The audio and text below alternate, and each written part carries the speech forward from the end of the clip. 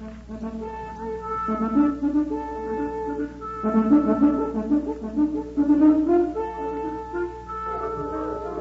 National Broadcasting Company invites you by transcription to join The Chase.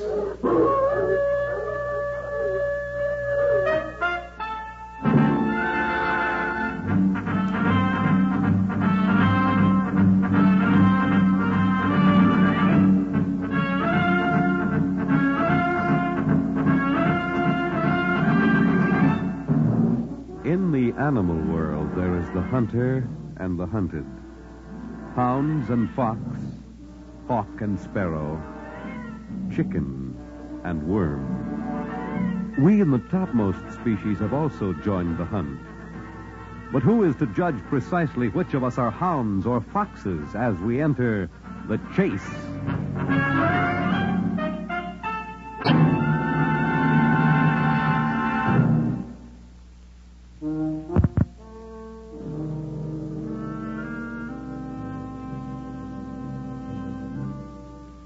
You're a reporter, huh? Sit down, Buster. And, give me a cigarette like a good fella. Oh, that's nice. If you see a nurse, slip me a high sign, huh? They got rules about smoking in the hospital. Ain't bad here, though. Not when you get used to it. This is my 6th trip. Once the lush, always the lush. Is that what you're going to say? On my last time out, I really figured I had a beat. Like I told Doc Burton just before I left.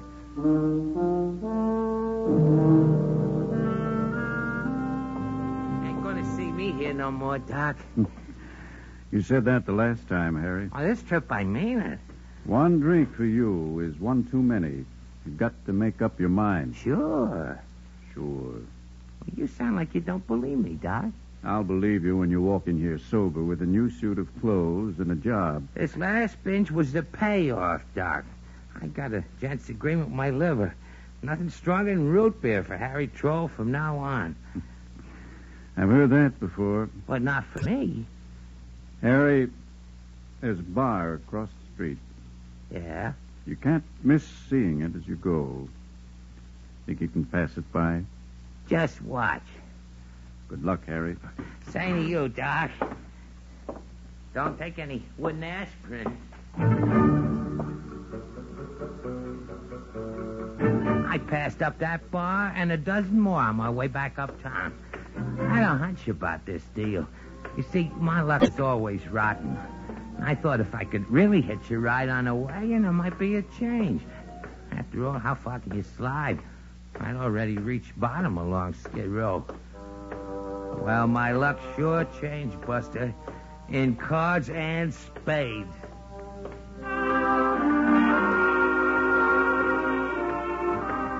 It was on one of them side streets in the 40s where the wholesale jewelers hang their hats. I'm flat and I'm looking for a hand out when I step on something gooey that sticks to my shoe. It's a wad of gum, see? When I bend down and peel it off, there's something else inside the goo. Something hard with sharp corners. So I pull away the wad just to see what gives, and I find myself a diamond, Buster. A diamond the size of a prune.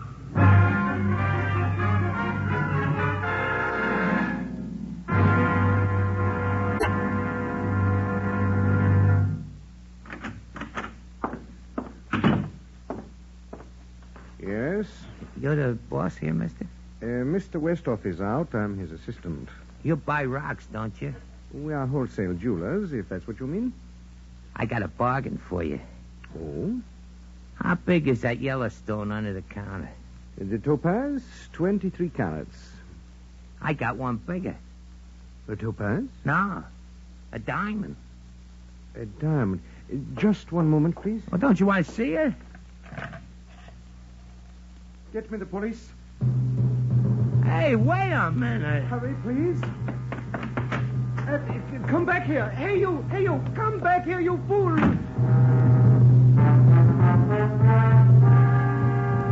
How do you like that guy, Buster? I don't even have a chance to show him the rock, and he's yelling for the cops. Well, I'm halfway across town before I take myself a breather. If the ice is hot, that's just too bad. A steak means new duds and a job, maybe. I'm playing this break for all I can get.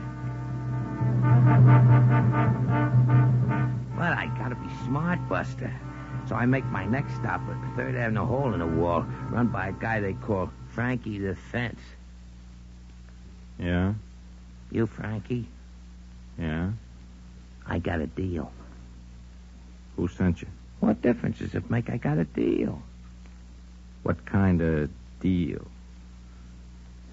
This kind? Where'd you get it? Never mind where I got it. How much it worth? I still want to know who sent you. Ever hear of a guy named Corky? I'm a pal of his. Name of Troll. Did you say Troll? Yeah, Harry Troll.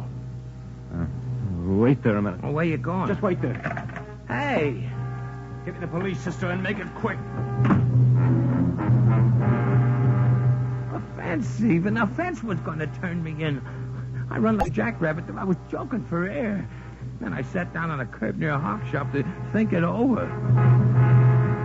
What was I running for? What did I do? I found the rock legitimate, didn't I? Walking along the street. But a crooked fence with the record itself was turning on the heat. All right, I'd settle for peanuts. A C-note, no questions asked. So I picked myself up and walked inside the hawk shop. One more try. It's yours for $100, mister. $100 for a stone this size? Take it or leave it. Bring it a little closer. That's close enough. Just a little nearer.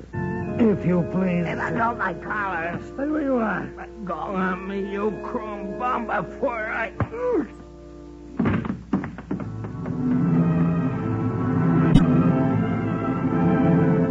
$50, mister. It's yours for $50. Oh, stay away from the phone.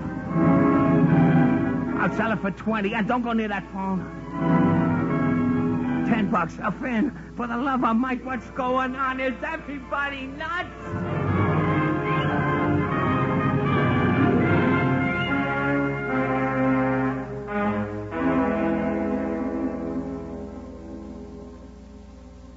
It was weird, Buster.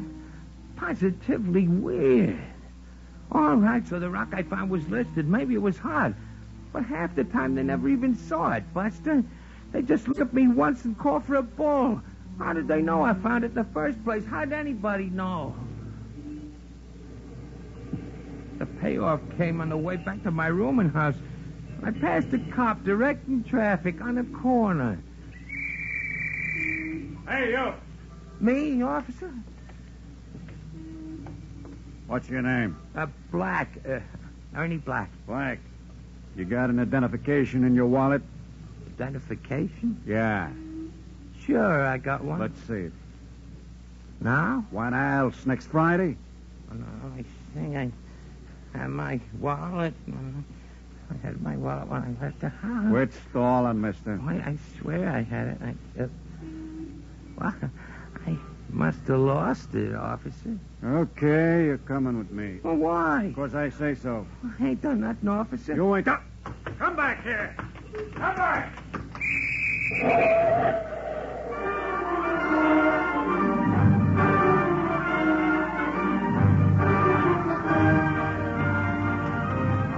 Even the traffic stiffs, they all had my line.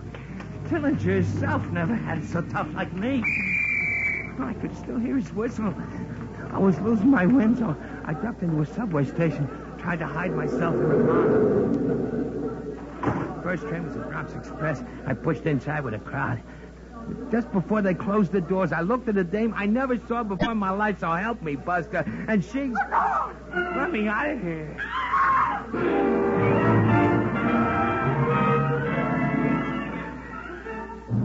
I tell you, Buster, it was enough to make the skin crawl right off of your back. Hawk shops was one thing, even cops, but strangers. I was being chased by every Tom, Dick, and Annie in town.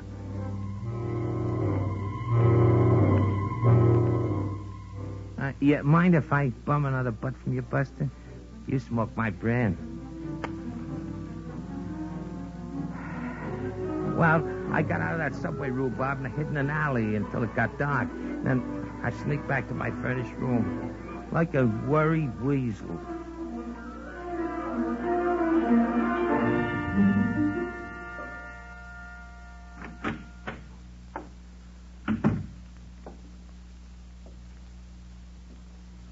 Who's out there in my hallway? Why, sir, just me, Mrs. Boyle. And who's me? Oh, you. So they let you loose from the booby hatch, did they? Oh, I wasn't in no booby hatch, Miss Boyle. No? What else do you call it, then?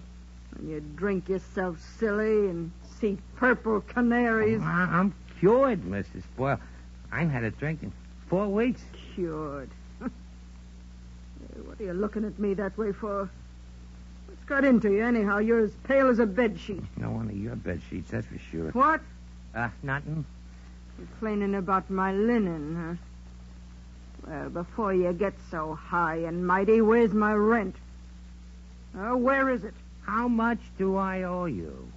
You're 4 weeks overdue, that's how much. If I wasn't a poor woman with a heart as big as a bathtub, I'd have rented the room while you was laying up there in the city hospital with your pink elephants and polka dot snakes. You never read the papers, do you, Mrs. Boyle? What's the papers got to do with getting my rent? Oh, you'll get your rent, Mrs. Boyle. Don't worry about it. And when will I get it, may I ask? Just as soon as... As what, Mr. Troll? Just as soon as I make a deal. And what kind of a deal would you be making? A deal to lap up half the gin in the country, maybe? Look, you got any money? None for you to borrow, mister. Oh, I don't want you to lend me any. I got a bargain for you. A bargain? We can go into this as partners. We'll be rich. All I need is $50 or $60, Mrs. Boyle, and we'll have enough to take it easy for life. Yeah, and what do you need the money for? To leave town for a few days? Leave town? What have you done? Nothing, Mrs. Boyle. It's just that, well, I can close this deal in Chicago, someplace where I'm not known. Look, it sounds to me like you're running away from something, mister. Listen, I wouldn't talk if I was you. That guy who used to room here, that fella named Corky, he passed you stolen goods, didn't he? Don't think I wasn't wise. You'll open that mouth of yours once too often, mister. Oh, don't get sore. I want to treat you square, Mrs. Boyle. I tell you, I got something here that'll make your eyes pop out like marbles. This is worth a mint. What is it? Well, not here in the hall. Let you and me go into your second room.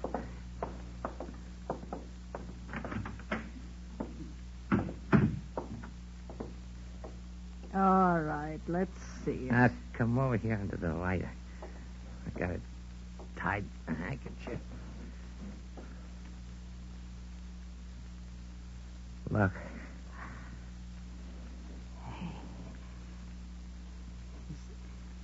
Is that real? It must be. Why? Oh, don't ask why. I tell you, I know. Where'd you get it? I found it. In a pig's eye. Honest. Found it on the street. Let me take it in my hands. Here. Just for a minute. Look at it. Oh, it sparkles like crazy even under this light. A diamond. Look, Mrs. Boyle. All my life I've been wishing for a break like this. You know how long I've been tending this crummy room house, Sure, Harry. I know. 27 years. 27 years of taking $4 a week for a room from jerks like you. I've never been able to save. Never been able to put a little away so I could take my ease when the going got rough. But now I get a break. Well, listen, that's my diamond. You know what it means, you dope. A free ticket to anywheres, money in the bank, a mink coat, maybe. Give me my rot back, Mrs. Boyle. Let me go. Let Give go it of back, me. you old buzzsaw. Before I bust your arm. A fine partner you turned out to be. Right away, you're taking over the firm. Oh, don't get sore, Harry. Don't get sore. You did everything but swallow that rock. I just kind of run away with myself, that's all. Maybe I should have gone someplace else. I can find somebody better to deal with. Well, Well, what? I thought you was leaving. Just don't get me sore. Oh, Harry. You kid you. Huh? What you must have done to get hold of that ice. I tell you, I didn't do nothing. No, nothing at all. Look, are we making a deal or aren't we? You hear any complaints? If we're making a deal, we're making it my way. Otherwise, no dice. Yeah. And what's your way? You hear something? Just now? Yeah. Oh. Well, I could have sworn. Let me take the rock in my hands once more. Ah, first the $60. And then what? I'll leave town. I'll sell the rock. Never show up again. Oh, I wouldn't cross you, Mrs. Boyle. Not much you wouldn't. Listen, don't be a chump. Suppose I cross. All you gotta do is turn me over to the cops. Isn't that right? You know there ain't no place for me to hide once they got my number. That rock must be worth plenty, Troll. If I can get it cut and sell it piece by piece, we'll pick up 100 G's each with no trouble at all. Come clean, Harry. Huh? Who'd you bury to get hold of that diamond? I didn't bury nobody. You must have bumped somebody off. The deal's too big. Suppose I did, Mrs. Boyle. Then don't tell me nothing about it. I mean, you wouldn't turn me in? To the coppers? What do I look like, a stoolie? Besides, you and me is partners. Right, Harry? Right. How about that dough? Yeah, you need 50, huh? 50, 60 maybe. I heard you the first time. Now wait here. Well, make it snappy, Mrs. Boyle. I want to blow out of this town in a hurry. Keep your shirt on. Here. Now, when will you be back? Give me a week or 10 days. Got any connections in Chicago? No, not right now. Well, I have. I'll give you the names. Who's that? How do I know? I can't see through doors. But somebody for me. Don't say I'm You here. think I'm crazy. Now stay where you are. What are you going to do, Mrs. Boyle? Get rid of him.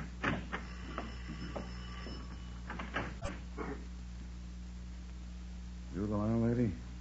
Yeah. I own the house. I'm looking for a guy named Harry Troll. Troll? Little guy. With a face like a squirrel. You live here? No. You sure? He moved out a week ago. Who are you, mister? Plain clothes, squire. And what do you want Harry Troll for? When she asked him what I was wanted for, he must have lowered his voice because I didn't hear his answer. But a second later, I did hear. No. Never help me. Alive. He's in the next room. Get him out of my house. Get him out.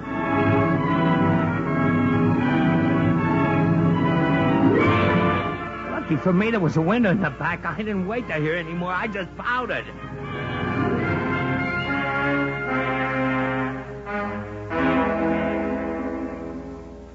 That did it, Buster. It took the starch right out of my spine. If that old battle axe would have covered up a murder for me, what did I do that made her want to turn me in? What's worse than murder, for the love of Mike? What did they want?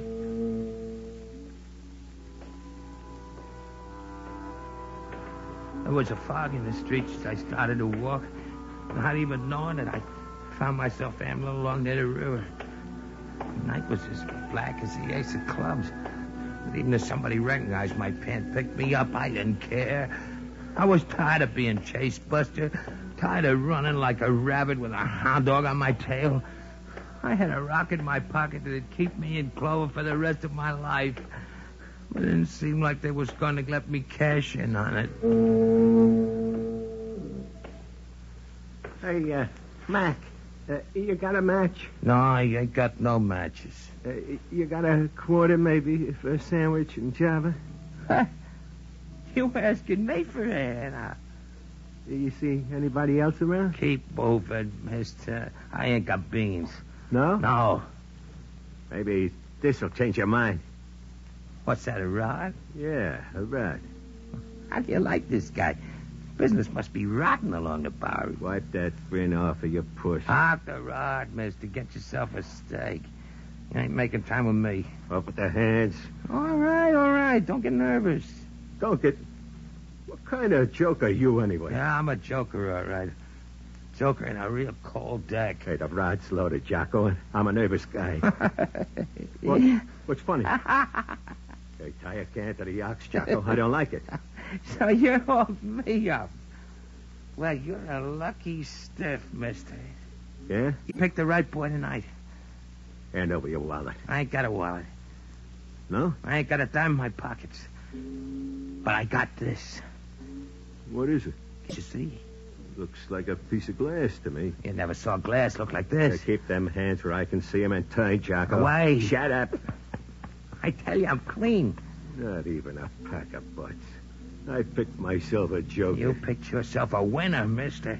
You're too dumb to know it. Yeah? I'm holding a fortune here in my hand. You're looking for small change. Still yapping about that hunk of glass. Eh? Take it under lamppost. Have a better look, mister. It's a diamond.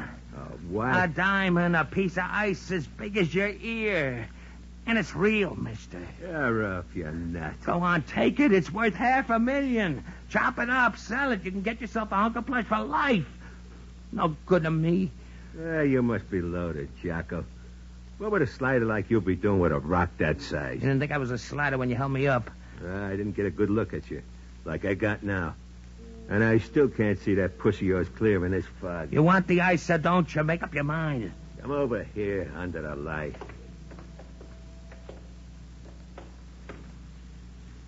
Now, let me see. What you looking at me like that for? No. What's the matter with you? No. Keep away from me. Don't touch me, you creep. Keep away. Even the heister. One look at my pants started to run. He didn't even take the ice along. He just run. Like a guy with his screws loose. It was the diamond. It must have been the diamond. The rock was hard luck. It was like one of them stories I read when I was a kid. The stone was mixed up with something even worse than murder. And I'd get blamed for it.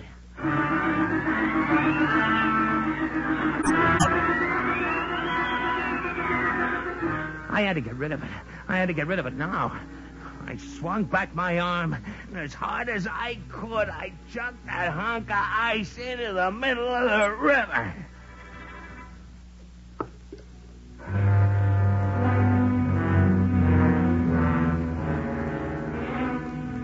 I was through with it. Finished. Now they didn't have nothing on me anymore. You Harry Troll? I said, are you Harry Troll? Yeah, I'm Troll. Let's go, Harry. Who are you? Plain clothes squad. Just followed you down from your flat. You got nothing on me, copper. Let's go, Harry. Now, the evidence is gone. See, I'm just an innocent bystander now. You can't put me in stir for something I didn't do. Who said anything about putting you in stir? You mean you're not arresting me? No. Then where you taking me? Back to the city hospital. Hospital? I don't get it. Haven't you read the papers? Oh? Your picture's been on every front page in town. Yeah, I saw the picture on the newsstand, but I didn't have enough nerve to buy a rag. I thought the newsboy might recognize me. All right, you got me. Now, what's the story? What'd I do? You're a typhoid carrier, Harry. They found out right after you left the hospital. You're a menace to the community. All we want is to get you out of circulation and give you the cure.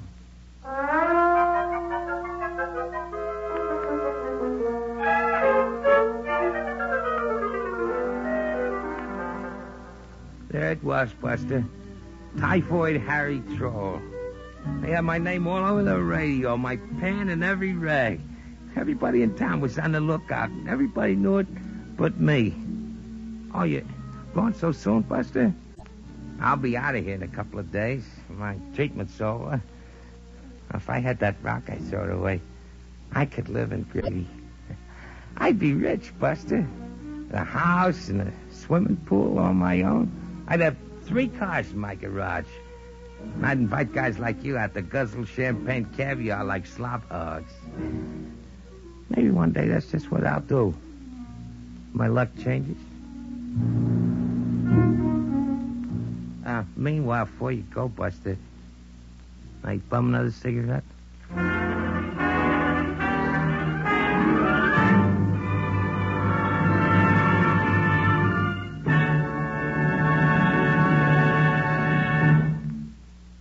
In the animal world, there is the hunter and the hunted. Hound and fox, hawk and sparrow, chicken and worm. We in the topmost species have also joined the hunt. But who is to judge precisely which of us are hounds or foxes as we enter the chase?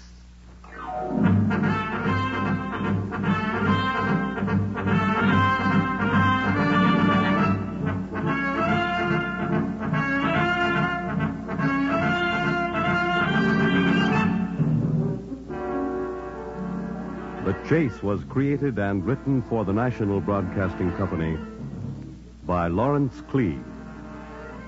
Featured in tonight's cast was Kermit Murdoch. Others were Bryna Rayburn, Roger DeKoven, Santos Ortega, Danny Acco, Court Benson, and Clem Fowler. Fred Cotton speaking. The Chase is directed and transcribed by Walter McGraw.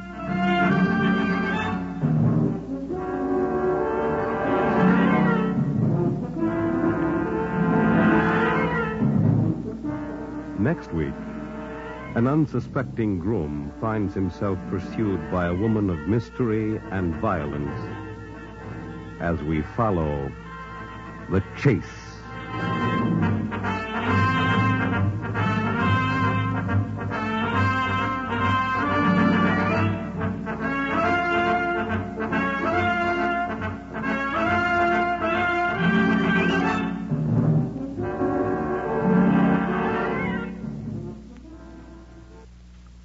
With the arrival of spring, all of us seem to take on new interest in green-growing things. The old fishing tackle, that batch of vacation folders, and the fact that spring will soon lengthen into summer.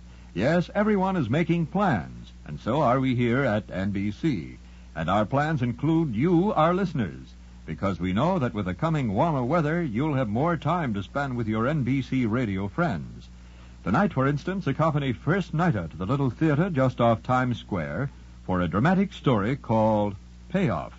Then Arlene Francis will be honorary first sergeant on this evening's broadcast of Stars in Khaki and Blue. And as a special feature, screen actor Edward Arnold will be heard as the guest star. Later, Theater Guild on the Air invite you to hear a full-hour radio adaptation of Dear Brutus by James M. Barrie. Our stars will be Angela Lansbury, Madeline Carroll, and David Niven. Then listen while Jack Parr asks lucky contestants the $64 question. And on Monday evening, the Railroad Hour will co-star Gordon MacRae and Virginia Haskins in the sparkling musical play Sunny. Then the voice of Firestone brings you Thomas L. Thomas. Later, George London is featured on the Telephone Hour. Then Paul Laval conducts the City Service Band of America.